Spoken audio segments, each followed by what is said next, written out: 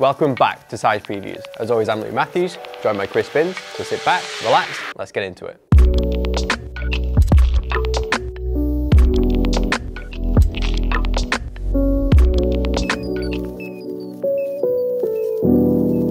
So we're going to start this episode with something very special, and it's the return of the Rouge.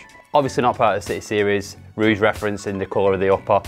What I'd say though, it's still got that same quality that we've seen coming through the City Series. It's a brilliant bring back, one-to-one.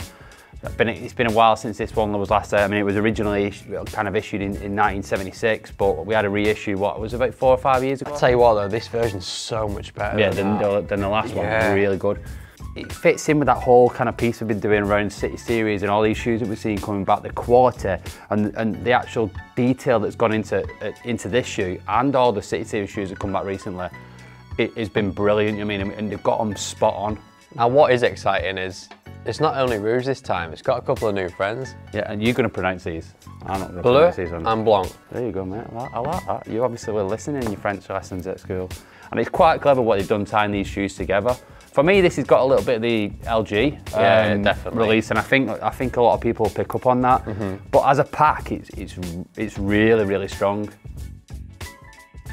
So we've already seen this year some amazing Huarache reviews, haven't we? And this one is pretty much up there with them all. The magenta for me is... It's one of the best in it, let's be honest. It is. And after the Stussy release and stuff like that, there's a real excitement around this shoe again. I mean, I was here when the first time round, when it kind of, the market becomes saturated a little bit and there was a lot of colourways out there. Do you mean? It was everywhere, and I like the fact that it's been reined back in. Stussy brought an amazing execution out. It was out a couple of years ago, don't you remember? But the material, the leather is ridiculous. It's way better than the last time it was reissued. You know, I'm tempted again, you mean, and I've got that kind of feeling of when I was a kid again, that I want this shoe, want to be wearing this shoe again. One thing I do also want to add on this, and we probably shouldn't, but we will. Yeah. There might be a size exclusive for actually coming quite soon as well. We'll leave you with that one. So this has been a theme of the last few episodes. It's a PUMA Terrace Springback. It is a little on the niche side. It's come from like the kind of late 70s, early 80s. I quite like they kind of changed the shape a little bit. They've moved away from the kind of delphin tooling and stuff like that. It's a full one-to-one bring back. And they've got it spot on. I mean, we did see a few samples early on that the colour was out and stuff like that, but fair play to the guys at PUMA. They kind of went away, they got the colour spot on, they got all the materials really accurate to the original shoe.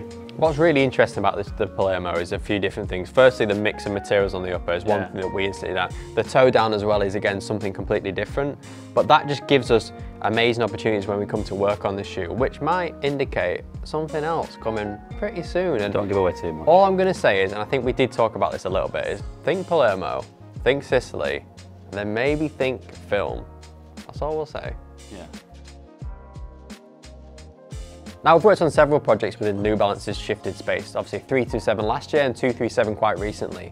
Now, this is another iteration called the 5740. We've had a few rounds of this and we're referencing a lot more. I say a few rounds, we've had 5 rounds because it's been to get it perfect. We got there in the end though, like the materials are spot on, but we referenced a lot of that kind of outdoor kind of jackets and stuff that we're seeing about at the moment. Yeah, so for me, obviously, when we're looking at this shoe and we look at New Balance, grey is so synonymous for the brand, so our starting point was, let's get it within that realm, within that palette of what people expect. But then let's give someone a reason to want to buy it if you have got the grey version. We just need to get into in hand, don't you, really? I mean, for me, one of the favourite aspects, and this is just me being a bit of a geek, is like the mesh is spot on, you mean? Yeah.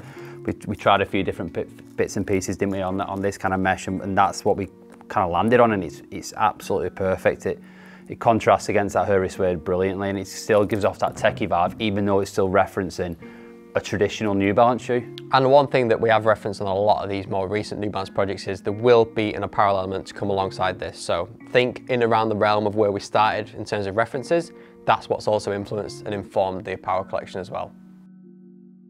Thanks for watching. Subscribe to our channel to keep up to date with all the content we've got coming through. And in the meantime, there's always the Size social channels. Thanks again. We'll see you next month.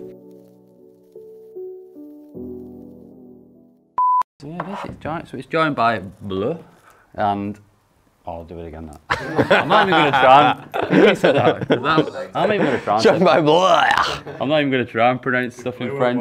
Yeah. Right, we'll do it again. Can't really do it with a Wigan accent, can you?